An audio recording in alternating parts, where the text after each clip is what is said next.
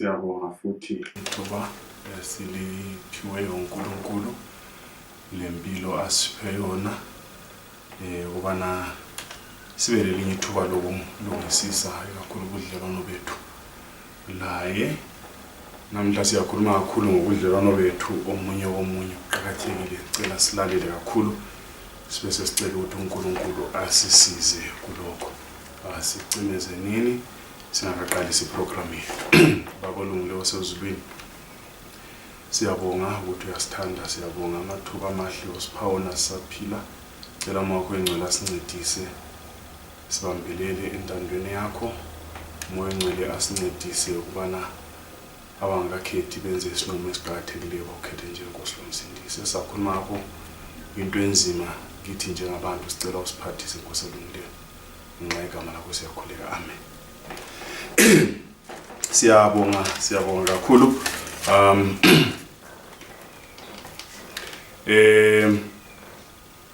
Kulento eziqhakathekile okumele sizinanzelele, singakhohlwa kakhulu okusemqoka kwento zonke ukuthi uJesu uyeza futhi, ukuthi mina lawe kumele sisindiswe. uJesu uyeza, kumele sisindiswe. So kulento ezimbalwa okumele sizinanzelele ebantwini kumbe njengabantu. Nakho okuqhakathekile kakhulu esizakhuluma ngakho ikuxolelana. iBhayibheli liyakhuluma ngo-Ephesians 4 iverse ngo-26 kusiya ku-27. Kuyakhuthazwa lokho kuqhakathekile uthi yena nxa ekhuluma uPaul, ilanga lingatshoni umuntu ezondile.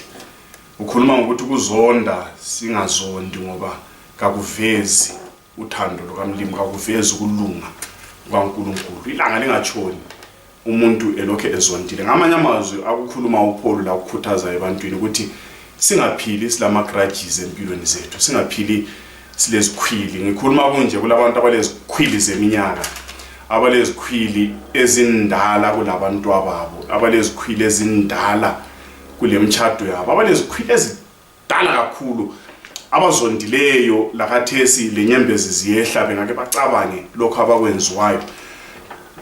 So njengabantu emhlabeni ngeke ngikhulume ngalokho, siyaphambanisana ngokukhuluma. So ngiyacela iBhayibheli lawo liyakhuluma ukuthi umuntu othanda ukubona insuku ezinhle empilweni kancane ulimi lwakhe. Khulekeni kumbe kasikucabangisiseni abazisikhiwa bathi bona think before you talk. Think before you talk. Asike sicabangeni ungakakhulumi. Cabange ingqondo yakho, cabange kakhulu ukuthi into oyikhulumayo ukhuluma into elimaza yini abanye abantu. Ilizwi libuhlungu. Ngikhuluma so kwabanye abadala bayakwazi kulomunye umuntu okukhulumela enye into iye kuthinta ngaphakathi, uzusukume noma libhawu ungakanani uthi wena ngangcono ungichaye kulokuthi utsho njalo.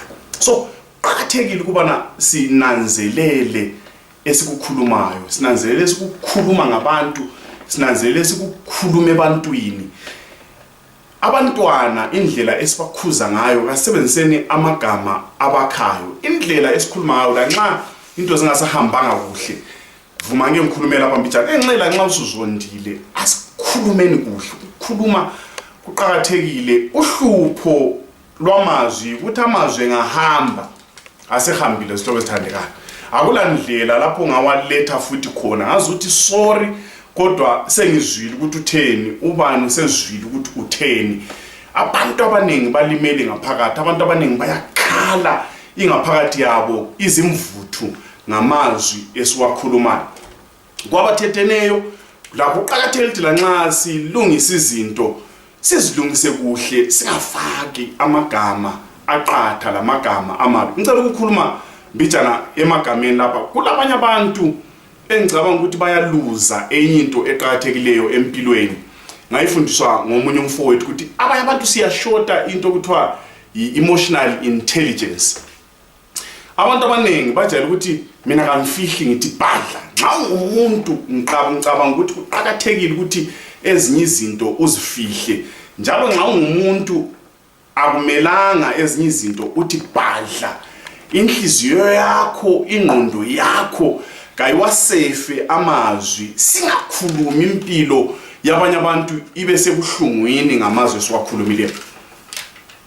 Kulaba abantu abathanda ukungcaba yakhuluma ukuthi angilandaba umuntu ngiyamtshela kanti umuntu wesatshwana. Akuqakathekile ukuthi umuntu ungakamtsheli unanzelele ukuthi amazwi owakhulumayo amenzani umuntu yena lwana. So sihlobo esithandekayo, nanka amazwi engeke ngabala kwenye indawo kuthiwa akumelanga siwakhulume ebantwini ukuthi umuntu useless. Kuyamlimaza ngaphakathi, kumbe ngumntwana, kumbe ngumuntu emsebenzini, wena ungumfolomani, kumbe ngumkhakho la nxa isephambanise njani lawa amazwi kasuwabalekileni ukuthi umuntu kuthiwe useless, kumbe sebenzisa amagama njengo stupid. Wonke umuntu ufuna ukuhlonitshwa asale lokho ngumuntu. So kuqakathekile kulabantu esibalimazileyo, kulabantu abalimeleyo ngendlela esikhuluma ngayo, kasikhulumeni kuhle ukuze siphileni kuhle labanye abantu. iBhayibheli liyatsho kuJames ulimi kumele silufaka amatomo. Abantu sebethambise izilwane, abantu sebehlala lenyoka ezindlini, abantu bathambisa inyamazana eziningi, kodwa abantu siyehluleka ukuthambisa ulimi lwethu. Cabanga ungakakhulumi ukuthi into oyikhulumayo umuntu oyizwayo kumbe umuntu omtshelayo imcinisa engapi. Kulaba abantu esesibadilizile lezimilo zethu ngendlela esikhuluma ngayo. Then abanye abantu siyabaphambanisa ngezenzo. Sihlobo esithandekayo, siyaphambanisa ngezenzo. Indlela owenza ngayo asenzeni kuhle, siphileni kuhle labanye abantu, siphileni kuhle labo makhelwane. Ngangizwe izitori abanye makhelwane sebiza umakhelwane ukuthi kabuya azothanyela amahlamvu esihlahla sakhe segwava ngapha, yena yekala sihlahla. But angikhona ukuthi uyakakubize mzwana amagwava akho nesevuthiwe ukuthi angila magwava mina woze wakha ngapha avuthwe. So kuqakathekile ukuphilisana kuhle labanye abantu. Izenzo zethu siqakathekile ukuthi siphile ngamanye amazwi empilweni ngokufunda kweBhayibheli kumbe ngokubhalwa kweBhayibheli, ngokufisa kukaMlimi ukuthi wena ekuphileni kwakho, ekuphileni kwami ngingacabangi ngami kuphela. Kumele i-golden rule ithi yona God first, others then mina ngibuye ngibe number 3. But uhluphe sasabalalo sasazifaka thina saba number 1, saba number 2, saba number 3, sasafika number 20, abanye abantu babe sekucineni ngalo. So impilo ithi yona ngokwesikristu phila uNkulunkulu abe number 1, abanye abantu babe number 2, wena usuqalisela number 3. Kosa senza siphile kuhle labanye abantu, kuyasenza sikhulume kuhle labanye abantu, kuyakwenza senze kuhle kwabanye abantu. Phakathi kwethu ngikhuluma so kulabantwana abazondele ama step parents abo, abaphatha kubi, abakhuluma kubi. Ngenkonzo yanamhlanje ngithi mina njengokutsho kweBhayibheli, ilanga lingatshoni ulokhu uzondile. Ilanga lingatshoni ulokhu uzondile. Nanku engeke ngakuthola mbijana kukhulunywa ngeforgiveness. Uthi yena forgiveness is the act of releasing or letting go of feelings of resentment, vengeance towards those that have caused harm to you. Ngihlanganisela leyi. Uthi yena it is the intentional and voluntary process by which a victim undergoes a change in feeling and attitude regarding an offense, lets go of negative emotions such as vengefulness with the increased ability to wish the offender well. Uthi yena ukuxolela yikuvuma ingaphakathi yakho isuse ubuhlungu lobuyana, isuse ingaphakathi kwakho lengqondo lesifiso sokuya revenge kuloko kuphambanisileyo. Ubususedlula uzumfisele kuhle lokhu kuphambanisileyo. Mali duyisa igama lenkosi, lokhu kudinga amandla lomthandazo kakhulu. Banenge abantu abafutheleneyo ngaphakathi. Ngeke ngabhala phansi ngachecka kulabantu abazondileyo, kulabantu abalezikhwili zeminyaka ngoba bona baphanjaniswa. Kube sokusuka lenye igroup yabantu angikwazi ukuthi sizakhuluma njani ngayo. Kube sokusuka lenye igroup yabantu eseceleni laphana ezondileyo. Bazondile abantu laba kodwa kayisibo abaphanjaniswayo. Kwaphanjaniswa umuntu eseceleni laphana enxe ngabazali, kwaphanjaniswa umntanakho. Abanye abazali ukuthi engxenye umntwana wakomakhelwane wamithisa umntanakho wana isisu. Kalanga nje kuphela kwazi kwangenela labazali bakhe bakuthethisa ngomntanakho kwangani nguye yedwa ophambanisileyo. Baningi abazali abakuliyani group abazondileyo ababuhlungu abezwa ubuhlungu ngenhlizweni yabo ngendlela okwaphathwa ngayo umntanakhe. Kwasokusiba labanye kwenye group yona liyana futhi abazondileyo bengaphanjaniswanga, ebona umuntu nje eceleni nje ephanjaniswa ezwe equbuka. Sizakhuluma ngakho phakathi. Kulabanye abantu nje abaqutshulwa zindaba zabanye abantu yena lanxa engekho phakathi. Ayifise, ayidinge, adinge ihuka ukuthi ayithiye ibe ngeyakhe. Banenge abantu abanye ngomakhelwana apho ngikubona enye into isenzakala ayizondele ayifise. So kunzima kwesinye isikhathi ukuthi laba abantu sizabakhuluma njani labo, kodwa labo esikucelayo ukuthi bantu kumele sixolelane, kumele sixolelane. Langa lingatshoni ulokhe uzondile. Asifakeni kule igiya incazelo yesibili ithi yona ukuxolelana is a process. Asifakeni egiyeni yokungena kuleyo process eyokuxolela abantu abasiphambanisileyo. Then into enginanzelayo leyi, wonke umuntu uyaphambanisa, wonke umuntu uyaphanjaniswa. So inkulumo yanamhlanje idobha mina lawe ikufake ngapha uphanjanisiwe, iphinde ikulethe ngapha sekunguwe ophambanisileyo. Into enkulu ebamba abantu ukuthi bengaxolelani yipride. Abantu ngenxa yepride sasibezwa abantu la uyakuzizwe nxa ungazake ubezwa abantu bekhuluma into bona bake bekuzwe uyikhuluma ukuthi ubani nyamxolisa ukuthi ulani. Abantu kasibaxoliseli ukuthi balani, sibaxoliseli ukuthi sibaphambanisile njalo kuyindlela enhle yesiKristu yokuphila labanye abantu. Kathi nxa umuntu ungamxolisi ngenxa ukuthi ulani, yindaba umphambanisile engela lutho. Pride, iBhayibheli lithi it goeth before a fall. Ngenxa yepride abanye abantu sebahlala phezulu ngale, abalandaba lendlela abalimaza ngabo abantu, abalandaba indlela abanyathela ngayo amakhonza abanye abantu. Enxa imana ngedlule ukuthi yona phela ukuxolelana lokuzehlisa kuthi ukuthi lanxa unguboss uxolise emuntwini ongaphansi kwakho even lemsebenzini. Lanxa kunguwe mama ulo house girl endlini, nxa uke wamphambanisa wamthethise ngenzanga lutho, nxa usunanzelela ukuthi kayisuye, kuhle ukuthi kuye uyemxolisa asokuthutha, kodwa yisiKristu senzela usuku lwenkosi oluzayo ukubana mzwane sizwe uJesu sibe zindlalifa zombuso wezulu. Ngiyabona kwabanye abantu sokuqalisa ukungani kuba nzima ukuthi umuntu engathi sidla mina, amandebela akhuluma ukuthi umuntu udla mina, ugeza mina, ukuthini. Lanxa kunjalo kulo Kristu phezulu okhangela ukuthi zona lezi zinto sidlule phakathi kwazo. So asifakeni kuyona le igiya singene kuleyo process eyokuxolela abantu. Ngedlule khona apha sixolele labantu labangaxolisayo. Right, siqhubeka phambili ngevesi.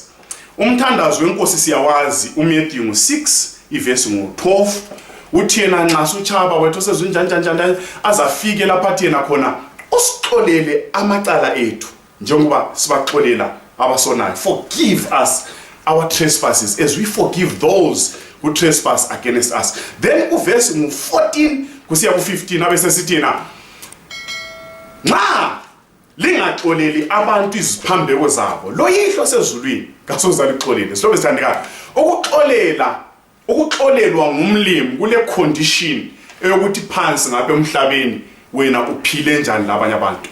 Nxa ulokhu lezikhwili zeminyaka, ivesi leyi ithi yona abalamavesi abhala amagama kaJesu ngered, ibhalwe ngered leyi iyaveza ukuthi aphuma emlonyeni umsindisi ukuthi yena lingakuthathi kube into elula, kube into encane ukugcina izikhwili lokungaxoleli abanye abantu, ngoba nxa wena ungaxoleli omunye umuntu lo yihlo sezulwini laye ezakho uzibekile uzaqalisa ukudila lazo lawe ungaxoleli omunye umuntu. So njengoba ngitshilo into ebamba abantu esibambayo ukuthi singaxoleli abanye abantu ipride, ubumina, ukuzifaka kuhayiqansi. Ungaxolela kumbe ungaxolisa suzibona usuwehlile kakhulu. Ivesi ithi yona usixolele njengalokhu sibaxolele. Kuqakathekile ukuthi silungise ubudlelwano bethu. Ngeke ngabala iBhayibheli njalo kulabantu abaningi abathi bona hayi echechi ubani umoyo walanda uNkulunkulu, usibanda walanda ukukhonza lami ngalanda ukukhonza siyahlanganisa. No. iBhayibheli kalukuvumi lokho. iBhayibheli lithi lona siqale silungisane phansi ngapha, siqale silungise impilo phansi ngapha. iBhayibheli lithi lona kulabantu abathi bathanda umlimi bengambonanga. Umlimi uthi ungathandi mina ungangibonanga. Buyela phansi emhlabeni, omakhelwane bakho, izihlobo zakho, abantu osebenza labo, abantu ozalwa labo, abantu ophila labo every day, bathande ubususithi lo uNkulunkulu uyamthanda. Siqala phansi sisiya phezulu. Lekuxolalene lapha iBhayibheli lithi sona siqala lapha phansi sisiya phezulu. Singaxolelana sesixolisa umlimi. Ngicabanga ukuthi umlimi uyathena nangu Mthembo laphana uyaxolisa, uyavuma izono zakhe.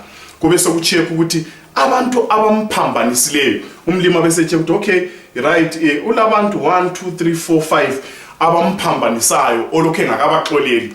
So isono sakhe aliyeli sifake eceleni kuyona liyani file lapha angaxolanga khona.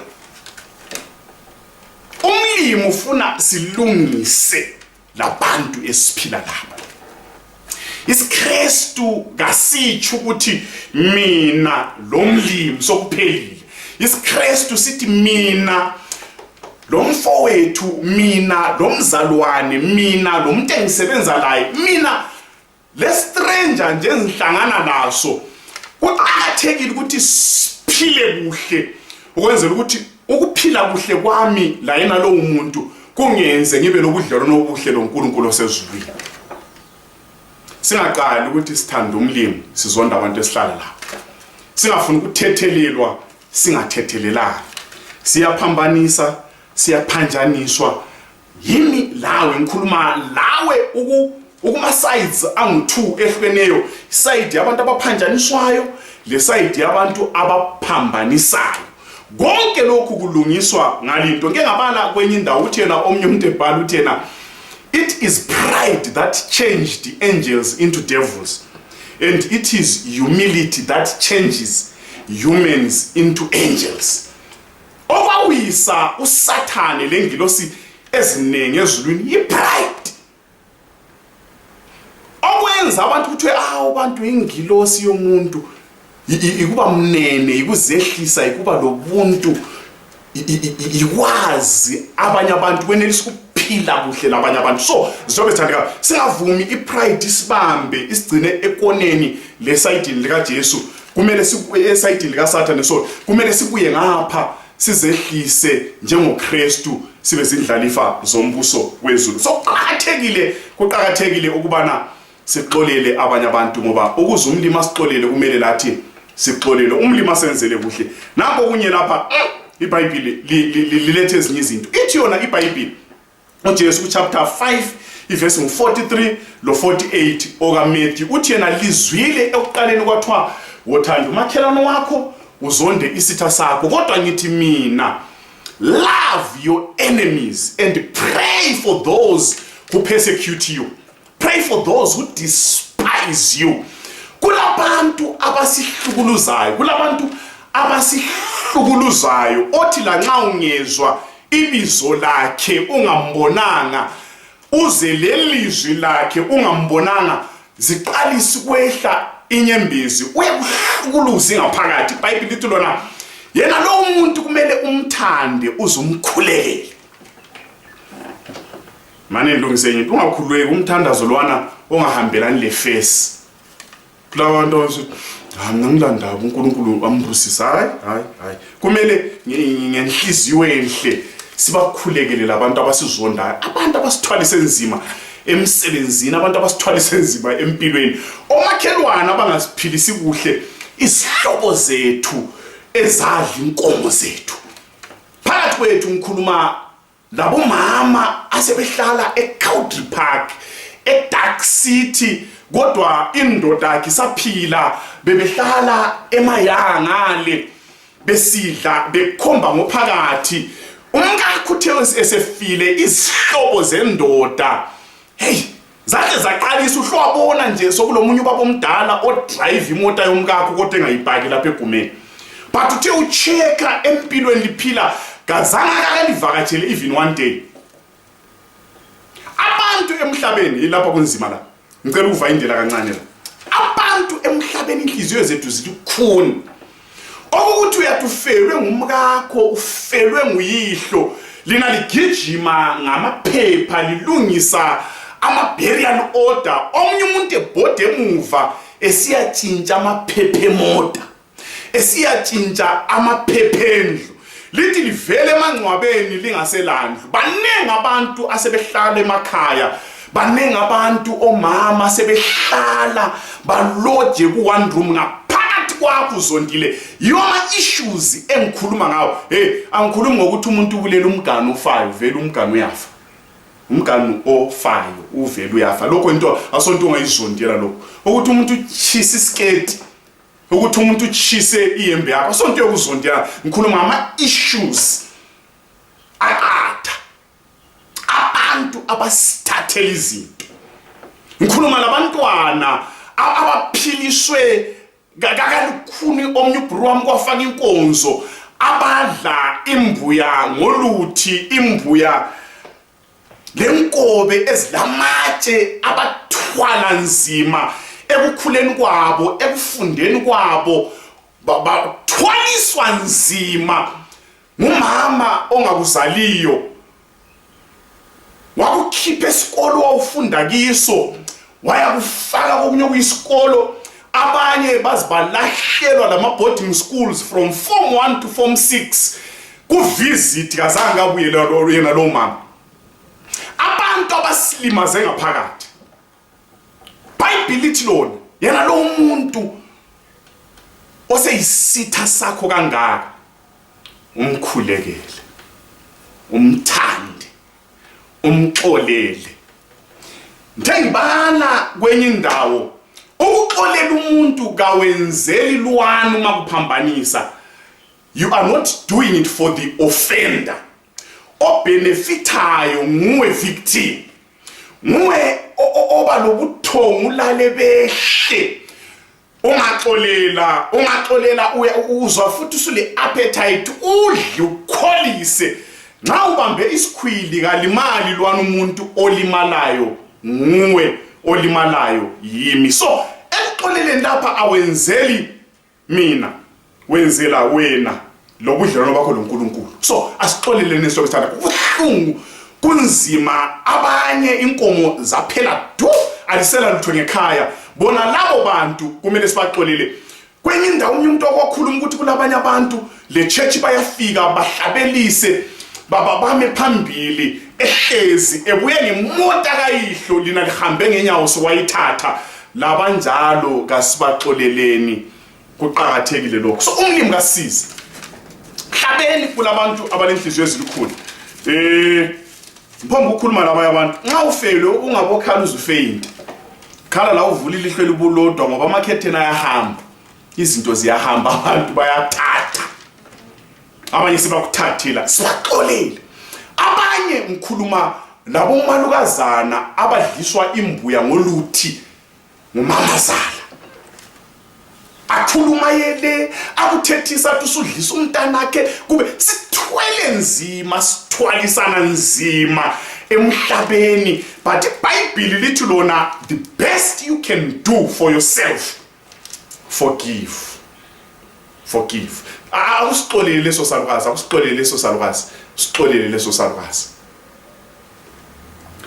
Mana mpo ukuthi bijana imphume ntshumayelo. Ngicabanga ukuthi enxa ikho amadoda esifa masinyana.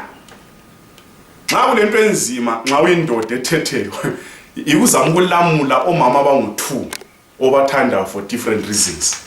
lo ngumama wakho uyamthanda umama wakho, lo ngunkosikazi wakho uyamthanda unkosikazi wakho. Nxa besilwa so wena kunzima njengendoda ukuthi kathi usayidele bani.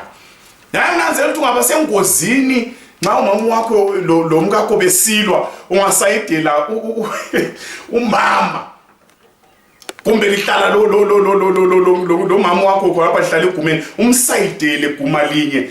Unkosikazi asuka angani uyalala, uyabe ngani uyalala kalali. Uyamthola ebedroom ehlezi so embedeni so nxa ungena so aqalisa ukukhala kutsha azakhwenyeza amahlombe abe lesilongozana. Uyaphuma uyacina uphuma usiyakwejisa lo mama wakho lize liphumila. Ungasayidela unkosikazi la umama akhala zabambisiswa athi mntanami walala lapha 9 months. So kunzima njengendoda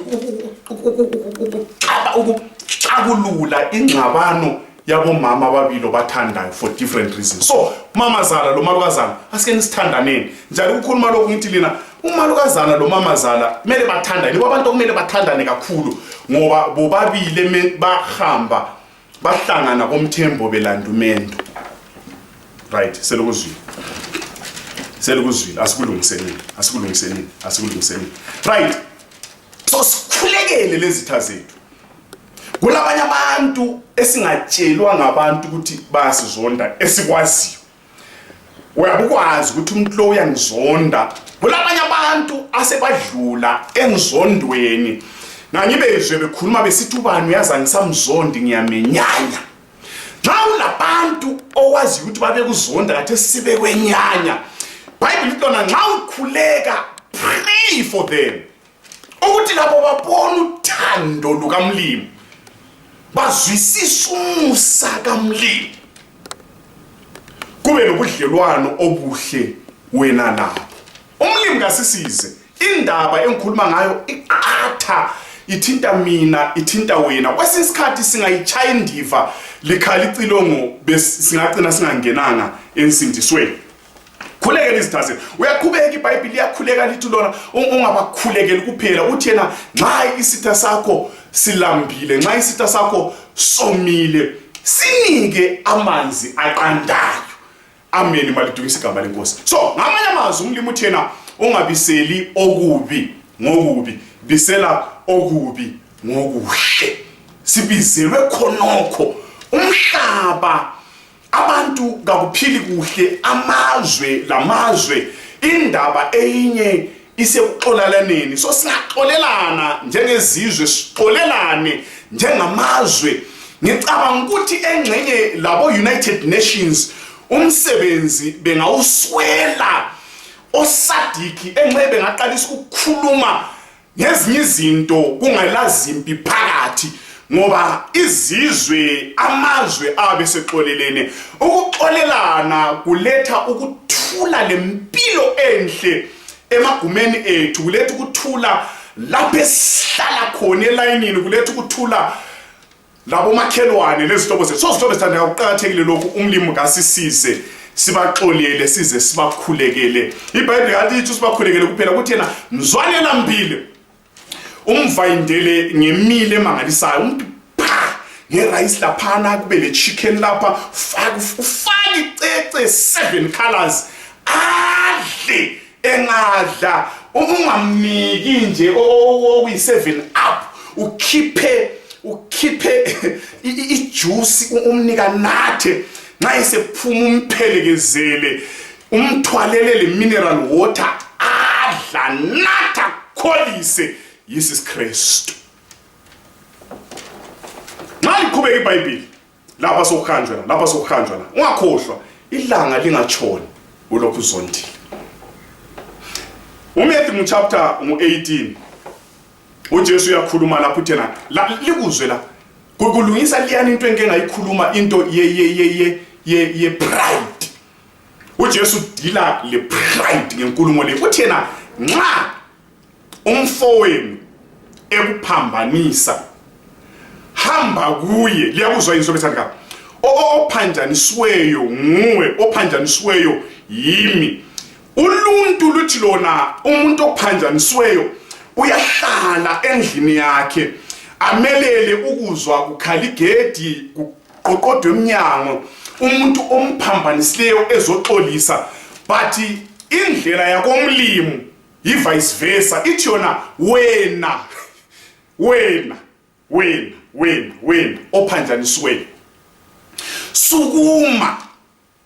Nxa umuntu ophambanisileyo egadelwa ibhasi, wena maphanjaniswa victim, wena okhulunyelwe kubi, wena owenzelwe kubi, nguwe okumele usukume. Nansi isikristu sesisedlula ukuhlabela, lokhu sokusedlula ukubala nje iBhayibheli, sekukhuluma lengaphakathi yami, lengaphakathi yakho. Ithi wena maphanjaniswa, nguJesu ekhuluma, sukuma, gada, uqonde kulo muntu wakuphambanisayo, uhambe wedwa.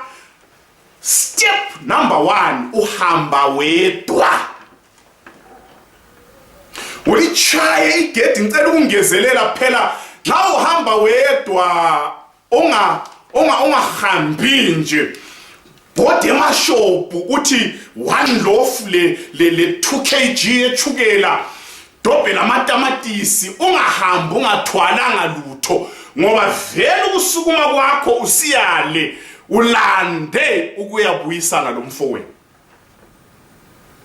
Suthwala so ngemali yakho ngogadayo ngemali yakho, udlule ko choppings, udlule ko cover ngemali yakho, swipe uthi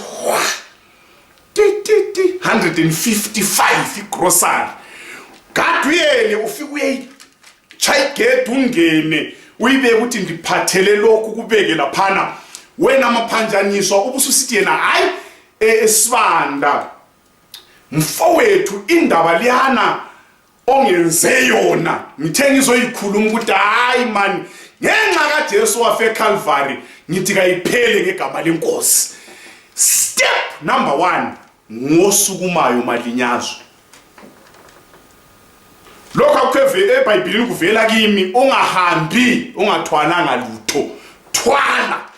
Nxa uvele ulezinto zeklab endlini, fukula endlini khonapho, uthwale lesepa, uthwale lokudluye banika, ngoba vele uhambo lwakho lokusuka endlini usiya kuye asolwezibhakera, hayi luhambo lokubuyisana. Step number 1. But abantu ngenxa yepride vele hle siqale ngo step number 3. Hayi vele ngisamkhulumisa, siyahlangana ezulwini liphi, ezulwini uhamba kuhlangana abantu abakhulumisanayo, kuhlangana abantu abathetheleneyo, kuhlangana abantu abangelazikhwili. Number 2, uJesu abesesithi yena ulevel 2 yikuthi wena maphanjaniso, nxa omlandileyo efike wala, uyazi uJesu ngiyamthanda ngoba ukhuluma into ezipractical. iBhayibheli ithi waba ngumuntu njengathi, uyayazi inhliziyo yabantu, uyayazi inhliziyo yabantu. Kulabantu abanenhliziyo ezilukhuni ukuthi la nxa ekuphambanisile uyala ukuthi ukuphambanisile. So uJesu uthi yena kungehlula ngenxa yobulukhuni benhliziyo yakhe, don't give up, don't give up. Hamba ku-stage 2. U-stage 2 abesesithi yena dingabantu ababili kumbe abathathu bakuphelekezele. iBhayibheli besesithi lona kuMathewu 5 verse 9, blessed are the peacemakers. Babusisiwe abalamulayo, So ngiyacela nxa usudobha ababili kumbe abathathu, qala ukukhuleka ukuthi umlima uqondise ebantwini abathanda ukuthula. Ngiyakhuluma ukuthi kulabantu abathanda ukuthiya indaba zabanye abantu, bazithiye bazithathe zibe ngezabo, bazifukamele zize zicacade. Abantu abanjalo nxa usiyalungisa indaba lo muntu okuphambanisileyo, ungahambi la. Hamba labantu abathanda ukuthula, ama-peace makers. Kulabantu abathanda umsindo esathi ngasisilwa so lo moyo uze sebebuyile besithi antu ngibonile khona ba sendokhe mbode ngemva kwakhe, bemfina njani thinte, bese ngidinga nje kuphela ukuthi angithinte. Uyazi bensenziswa kule nto engibila phakathi, bengifuna ngithinte. bakhululwa kungayisibo abaphanjaniswe. Kulomuntu ozesithi hantu ngizwile sengikhuluma kumba bemfuna kuphela mphendule menza mtshengisa abanjalo ungahambi labo, dinga abantu bokuthula. Ngenze ngikhumbula iBhayibheli lisithi lona kulabanye omama ababili abazala abantwana, kwenzakala ebusuku ukuthi omunye umama alale phezu komntanakhe, waphinda waphaphama futhi esembulele, wamdobha umntanakhe, wanyenya, wamtshintsha, wamnika lumama, wathatha ophilayo. Ekuseni kwaba lenkalakatha yezaguru, baze bayafika enkosini uSolomon. Bathe befika enkosini uSolomon, vele umntwana ofileyo wayesebekwe khathana ngayo. Indaba yayikulu umntwana ophilayo. Omunye umama esithi ngowami, nomunye esithi ngowami. Wathula uSolomon walalela, so walalela. Uthe ngemva kokulalela wasesitshela esotsheni lakhe buya le sword. Indaba ikulu umntwana wasesukuma embamba ngomlenze, wathi ngizamsika center simdivide, lithathe half andivele indaba ikulo ophilayo, lwana ofileyo kala ndaba. Bible lithi lona umama womntwana, umamzala wasuka lapha ekhona wakhasa ngamadolo, weza kuSolomon wathi yena Nkosi mayuyu, ngicela umnike umama lo umntwana ophilayo, ngiza kuyangcwaba lwana ofileyo. uSolomon ngenhlakanipho yakhe wasebona ukuthi umama womntwana ngulo lozwelo. Kumele abantu sibalamule banamulele. So nxa usiyalamula, nxa usubiziwe ukuthi uyexazulula indaba, ungathathi ama-sides. Kulabanye abantu futhi abathengekayo, abanye bathengwa ngetiye kuphela, itiye. Umntana nathi tiye nganile ilochago, isinkwa sakhona singani silolutho phakathi, usethethe side. Singathathi ama-sides. Blessed are the peacemakers.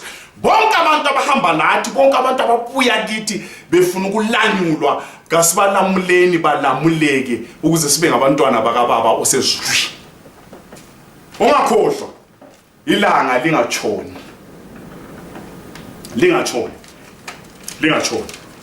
Jesu uthi nathatha ababili. Ngicela ufaka nxa ngikhuluma lapha ngifake ngabantu abagadiswayo.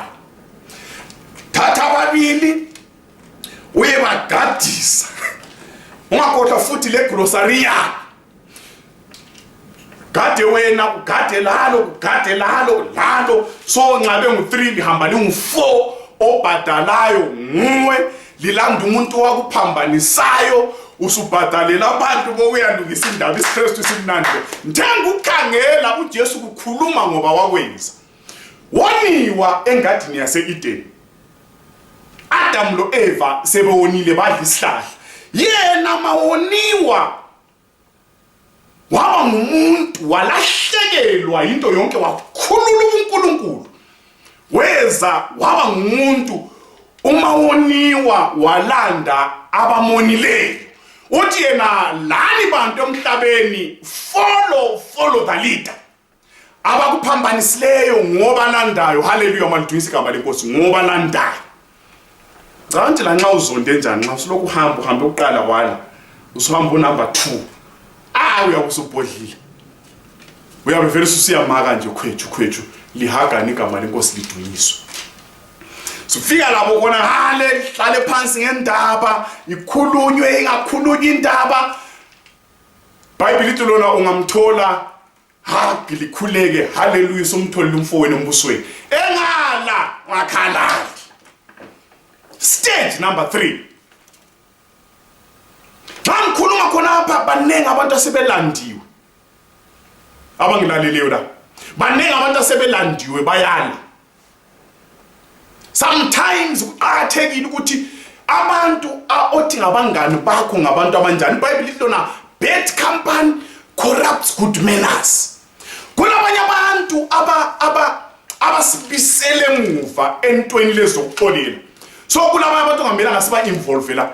Phela abantu yesefona hallo yesebebulile khona. Kade namhla ubuye labo bani. Enifuna ukuzithulela.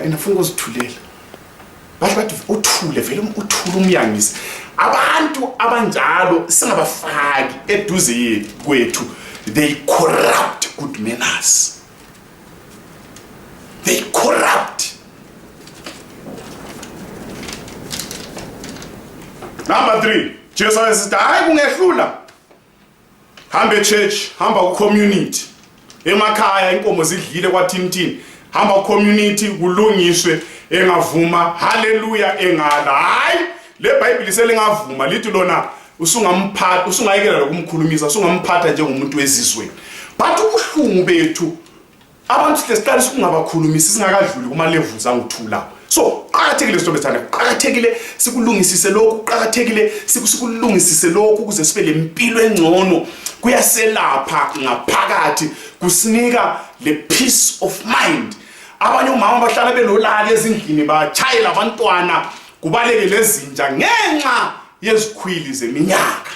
Xola ilanga lingatshoni. Keep izikhwili. Nako kuyokhuluma iBhayibheli limnandi haleluya. Lithi lona ku2 Kings chapter 6 iverse 8. Sakhuluma amanye amavesi kodwa kwambani u12 kusiya ku13 lo 21 kusiya ku23. iBhayibheli lithi lona kule inkosi ethi yona ihlale phansi lama officials zayo ithi yona sifuna ukuyabamba inkosi yako Israel. Inkosi yeAram ifuna ukuyabamba inkosi yako Israel. Bayiplanela inkosi yako Israel baplana ukuthi nxa ihambisiyale siyakumelela phani ambush simthatha.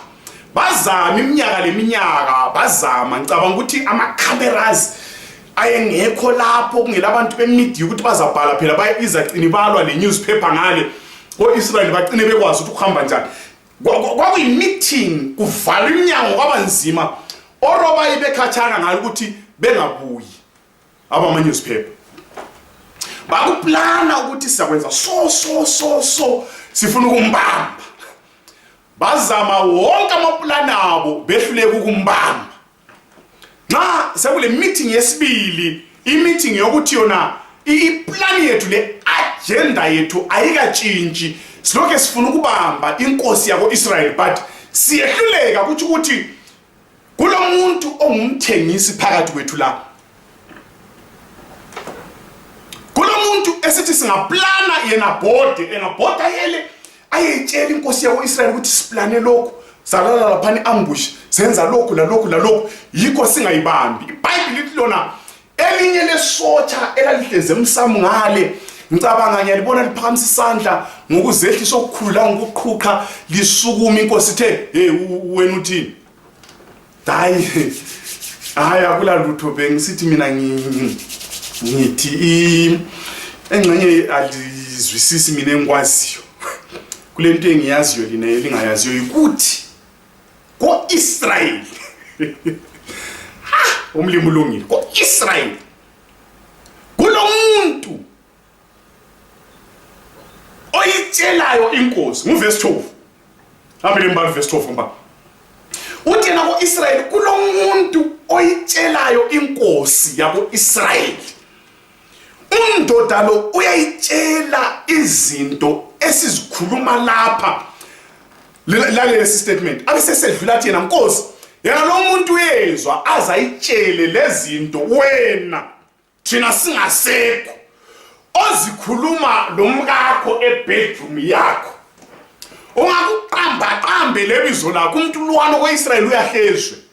Ngicela ukubonga umlimo osezulwini kulo Jehova osizwela izinto esingazizwayo obona amaplans abantu abaplana ngathi awokusilimaza thina singawabonanga engawabona awezwe yikho ngiphila yikho uphila namhlanje malidumisa igama lenkosi.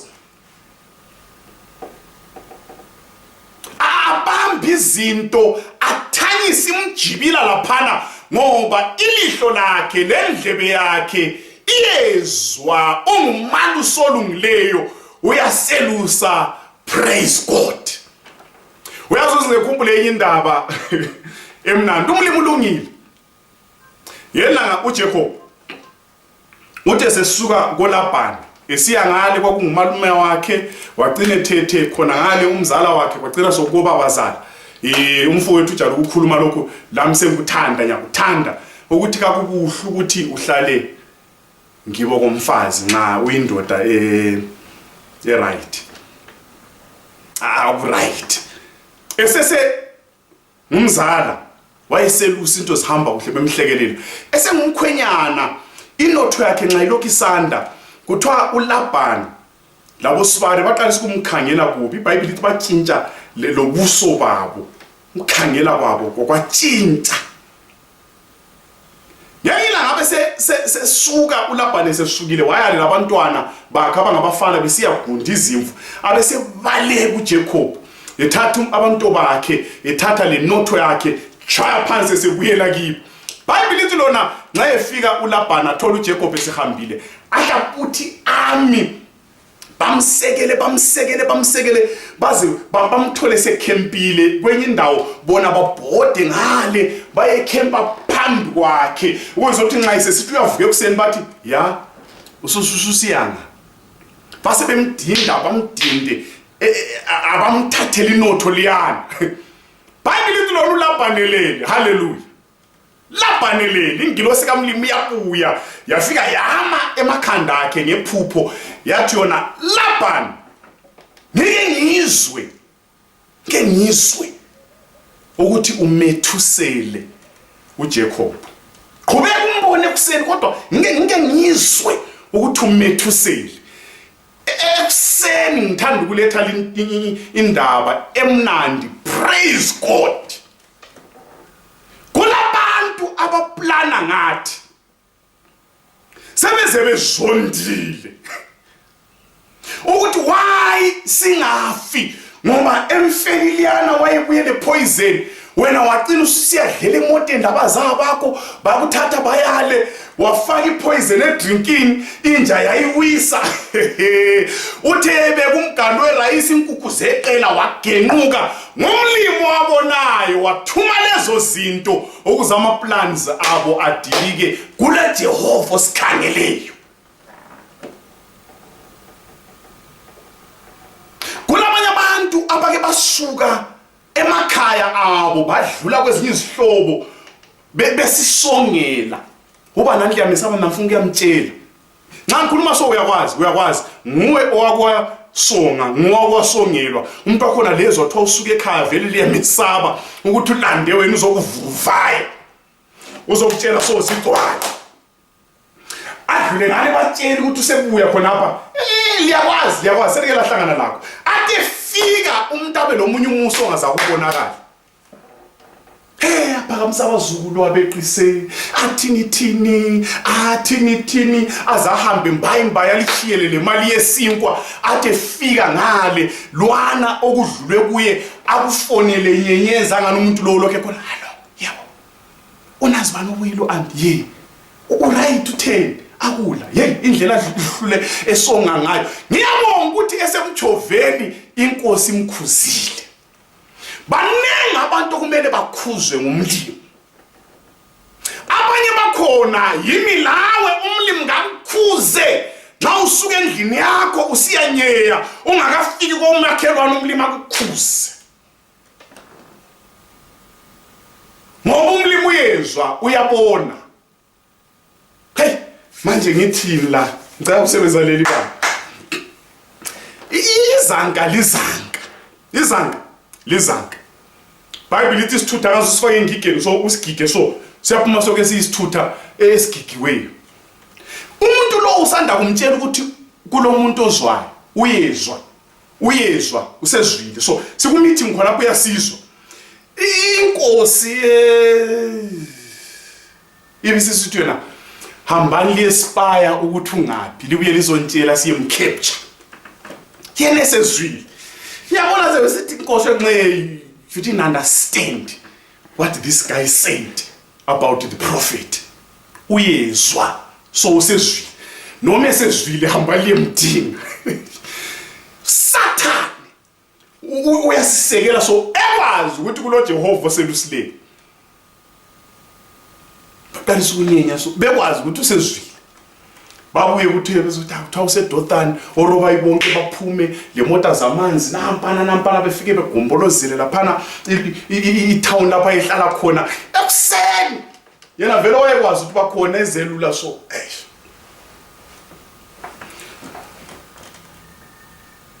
ekuseni isebenza ke sithi siyaphuma sisiya ngale kulonke kwindlu emakhaya yakwazi ngale ekoneni esiya khona ngale uthe isystem yangu athi uyakhangela abone kunzima kulabo black boots kulama socha kulabo robayi gwele konke lapha imoto zamanzi zikhangele khona ngale lezinja ziyakhonkotha ngaleso sikhathi babe sahamba ngamabhiza lemkhonto kugcwele nqambo wathi esesikujayile sasikubone labafowethu nxa si ngale Highlandeni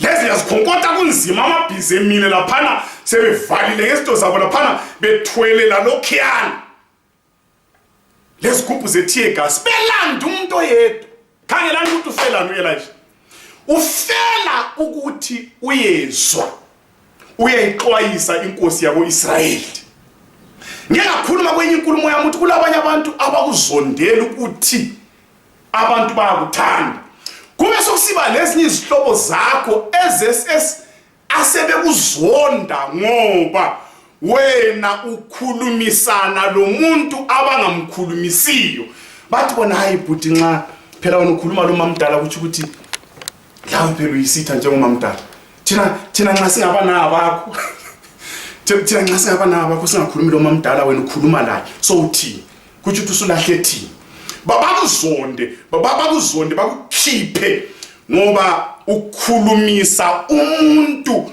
abangamkhulumisiyo nganye babona abanye abantu even le church empilweni ubabone emsebenzini bengasasebenzi bengasaphili kuhle bengakubona ukukhulumisana nomuntu abangamkhulumisiyo nampo tekele bekulandele emuva ushap ngobona ukukhuluma lo Mthembo hayi doti yomuntu lana ungakhulumi la sasa ubona sengikhuluma lo bani ubathwala nzima banengi abantu abazondelwa ukuthi bathandana labantu abazondwayo nxa uthandana laye lata songiyowethu so icala lika Elisha ukuthi wayesesayidini lenkosi yako-Israyeli yena engelacala so inkosi leyana yase-Aram yasisithi yena iplane yethu yikubulala inkosi yako-Israyeli la but sesiza ukuthi vaya Elisha si-eliminate u-Elisha size siyefika eplanini yethu yokubulala inkosi ka-Israyeli so bethandekayo yikho uyathola abantu nxa bekuzonda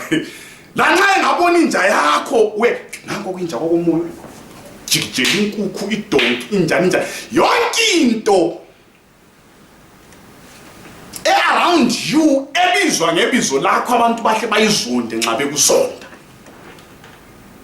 abesevuka uElisha ekume emnyango akhangele so abesekhangela isisebenza kathi khama ukhalela hayi sesifile ndavesi yakufaka yena abantu bonke bonabo ade awakhali ngoba abosohlangothini lwethu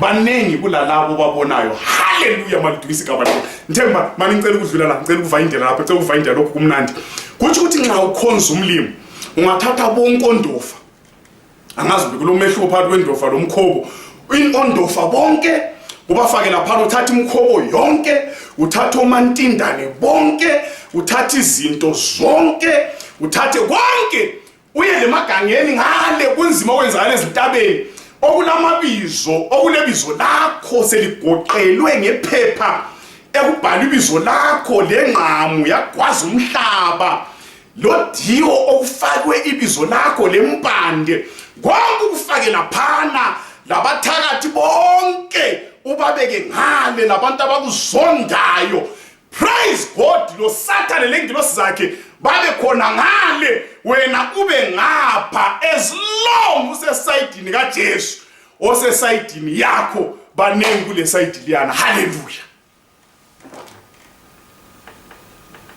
bonke abawuzondayo bonke abafisela kubonyokozala obhudu wakho izihlobo zonke zingale wena ungapha ulo Jesu haleluya lilokhe libanengi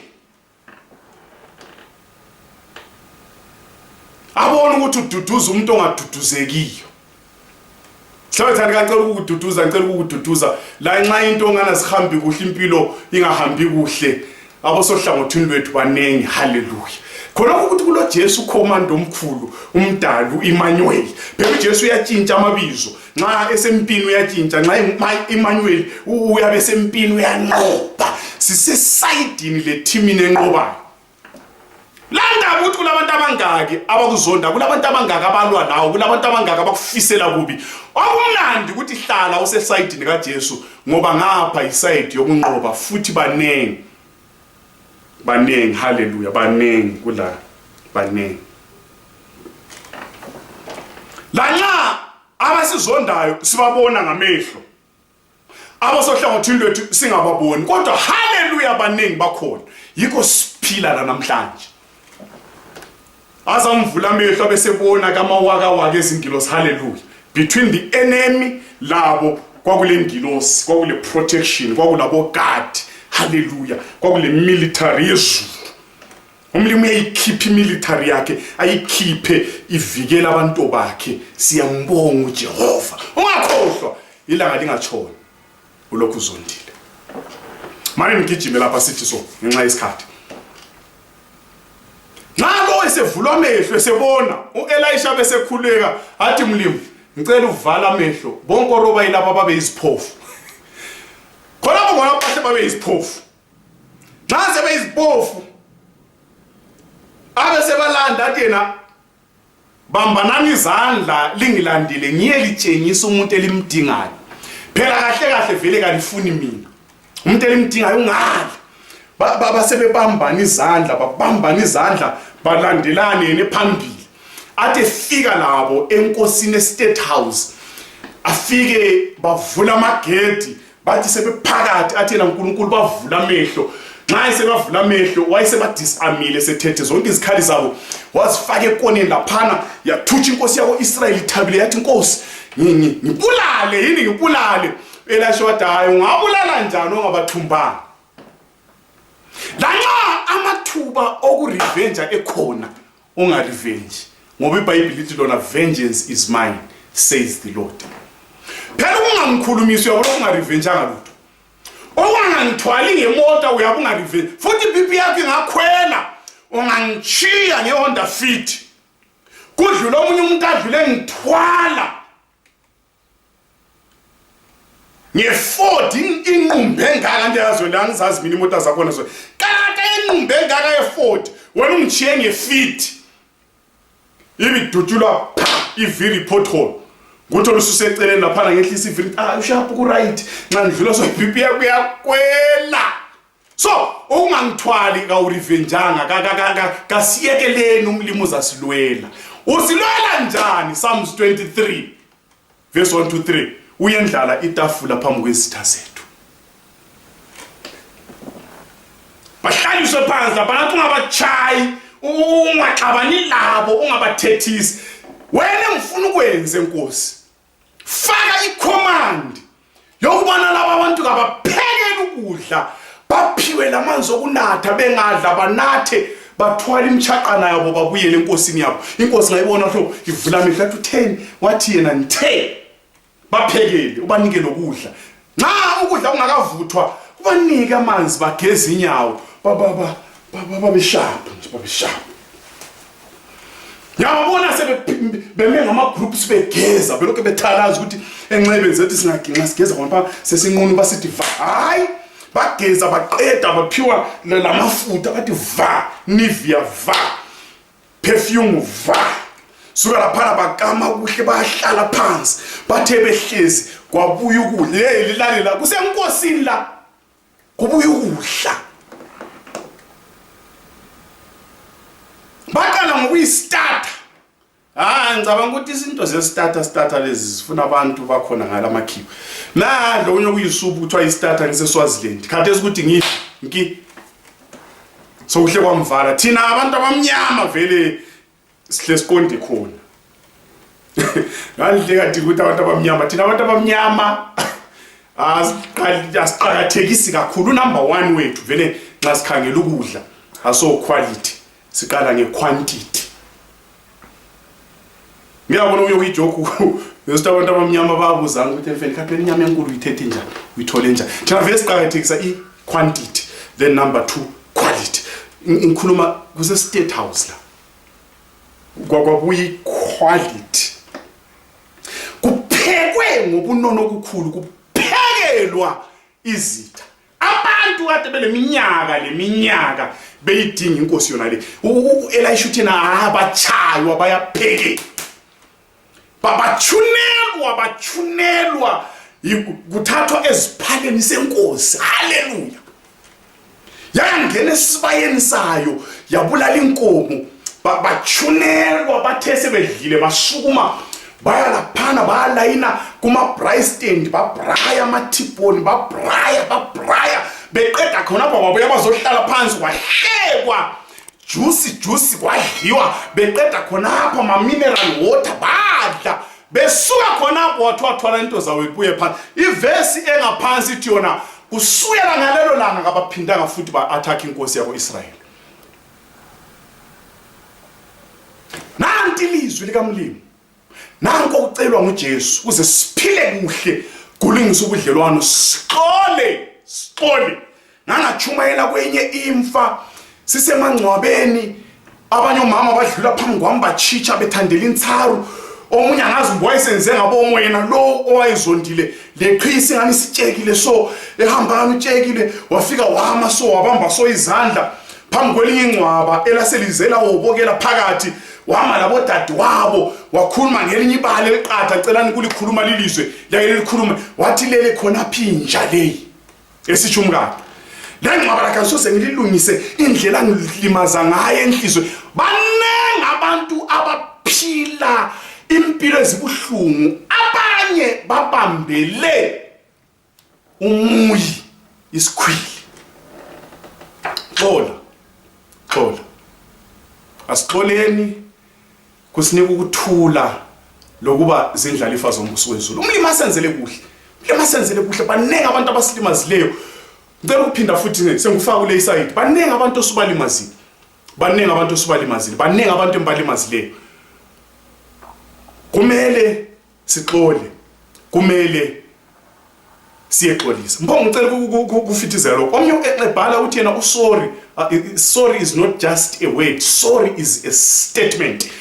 Akube kathi yena ukuthi sorry aso sign yokuthi weak, yisign yokuthi you are strong enough ukuthi uyananzelela ama mistakes akho. So abantu abehluleka ukuthi sorry ngabantu abaweak. Kasikhulekeni ukuthi umlimi asisize umhlaba uphileke kuhle. Labo makhelwane kube mnandi ezindlini lapha yidrama le comedy. Uyathola abantu bebukela iTV bekhangelana betshontsana so ngenxa yesikhwili zeminyaka. Bomama obaba baliphambanisa asixole ngegama lenkosi yethu Jesu. Bobaba omama basiphambanisa kasixoleni bantwana abazali abanye basiphambanisile abanye ngabantwana abarechwa isihlobo abanye barechwa ngumzali ubaba wakho asixoleni kwakulula obhalile uthena it is a process but ngikucelayo ukuthi namhlanje qalisa ukungena kuleyo process ngicela ukuthinta laba nxa ngivala uDavid waxola ezingelwa nguSaul waze wambona uSaul emzingela waba lamathuba wayamxamalazele so ebusuku wathatha umkhonto wakhe lesigubhu samanzi wamchiya amathuba okurevenge ekhona elepower. uDavid yokuhlaquma umphimbo wayekela wathi uSaul lokho ngogcotshwe wenkosi lo amathuba evuma singa revenge singabantu bakaNkulunkulu. Yayilanga uDavid uthebona uSaul ethutsha ngale wagijima le yanthinta le ngicela ukuvayida luzwe la wagijima wangena ku cave uthe ngene ku cave ngicabanga ukuthi umlimi owenza ngabomo isisu sika Saul saba buhlungu wagijima wayangena ku cave okulo David khona. Sathi sikhuluma lomunye umfowethu lapho ukuthi yena impilo yabantu kunzima libuzwe labathengisa fayindela kancane so uDavid ubona icave abona indawo yokucatsha indawo yokuphephela uSaul abona the same cave kodwa abona itoilet abona itoilet uDavid ubona indawo yokuphephela, uSaul ubona itoilet. Kulabanye abantu abathi nxa bengikhangele, kulabanye abantu abathi nxa bekukhangele babona umuntu. Labanye abantu abathi bekukhangele babona itoilet, bangakhafula, bangakhuluma, bangenza loba yini kuwe kungabi izindaba zalutho. Umlimi usohlangothini lwethu, asibaxoleleni abantu abanjalo. Nxa inkosi isisu sidubula khona phana kusenzakala okwenzakalayo, yayigqoka izigqoko ezinkulu. So kuthiwa iDavid abese isodi yakhe anyenye afike ayesika umphetho ayesika umphetho wesigqoko sikaSaul, weGawn kaSaul, awusike kuhle so abese buyele emuva ayezihlalela emsamo, sebevalela amakhala ngoba kuningi okwenzakele khona phana. USaul wayedla indlubu asikwazi, kodwa isisu asibuhlungu. Abesebhoda nxa esephumile uDavid abesephuma so ayekuma phezu kwe-cave acha ukhwela. Saul abesethalaza, abesesithi Saul, ngabe ngifuna ukukubulala ngangubulela. Abantu abathi ngifuna ukukulimaza balamanga. Uyazi lapho engithe khona mvayindile nanku la, kuthiwa uDavid uthe esekhangele ilemba lisika kuGawn yenkosi, wezwa ubuhlungu ukuthi usike iGawn yenkosi. David wezwa ubuhlungu ukuthi usike ilembu. Bangaka abantu esesibasiki ngaphakathi, esesibalimaza inhliziyo, kodwa silokho singezwa ubuhlungu, silokho singazisoli. uDavid wazisola ngokusika ilembu. Inkosi kayikukhuze, inkosi kayingikhuze. Xola.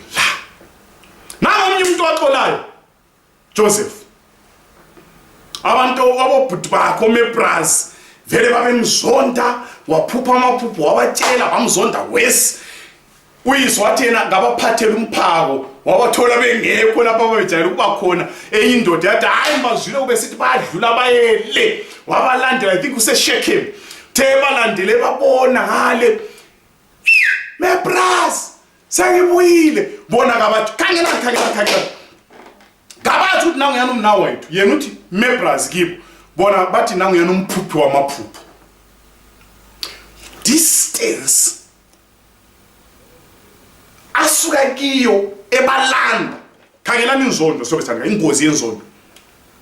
Kulento eziqhakathekileyo, kulama decisions amakhulu kakhulu abawenza ngesikhathi esifitshane so. Asimthengiseni, hayi simphosele emgodini, simbulale. Konke khona singambulala, siyathatha ijazi lakhe, sibulala imvu, sithela igazi, siye kubaba, sithi siridobhile, otsotsi bamchayile. Ngesikhathi esifitshane babulala into eqatha kangaka, beplanela umnawo wapho, boys yabo, boys. Power yenzondo, power yezikhwili. Baningi abantu esibaplanelayo sizingozi empilweni zabo ngenxa yenzondo lezikhwili zemna. Xola ilanga lingatshoni sithobe esithandekayo. Nxa efika bahle bamthi super kick, bambophe, badla umphako, bamthathe bamjikele emgodini. Alithi bayithi bambeka, lithi bamjikela. Wayachanga ngembambo lapha, wachanga eqolelitsheni, wabhensa so, wakhala.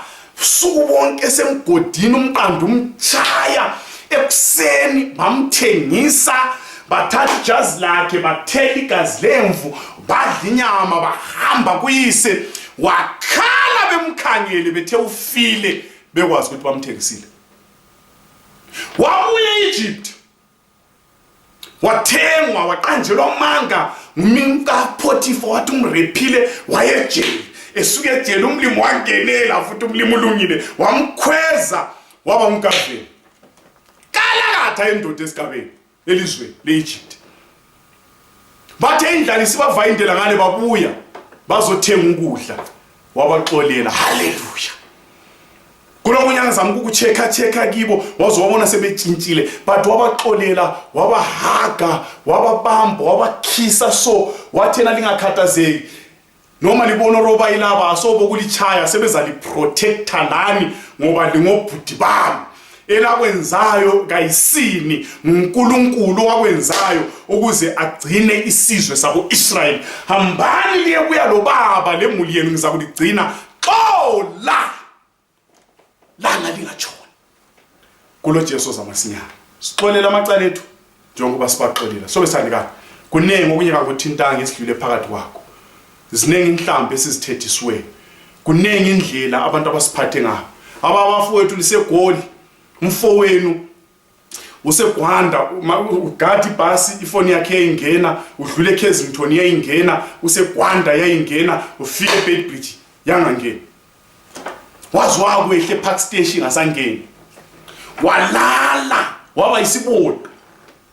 Wazwa dodwa ngabangani bakho khathesi uyasebenza, ubhuti wakho kawumkhulumisi. Ngiyacela khathesi thenga i-airtime umfonele, umkhulumise. Ngena ku process yokuxola. Ngena i-process yokuxola ngoba usixolele njengoba sibaxolele. Umlimi asenzele kuhle, umlimi asiphathise, umlimi asincedise, umlimi asigcine emseni wakhe. Kusenza sibe ngabantu abangcono ukuxolela, kusenza sibe nobudlelwano obuhle labantu esihlala labo, sibe sesiba nobudlelwano obuhle loNkulunkulu osezulwini. Asicimezeni sikhulekele. Baba olungileyo osezulwini, siyabonga ngoba uyasithanda. Khonokho siyakuzwa kodwa amandla okukwenza asilapho. Sicela usinike amandla okuzehlisa abantu ababuya bezoxolisa kithi, sibaxolele. Abantu esibaphambanisileyo siphe umoya wokuzehlisa, siyaxolisa kibo.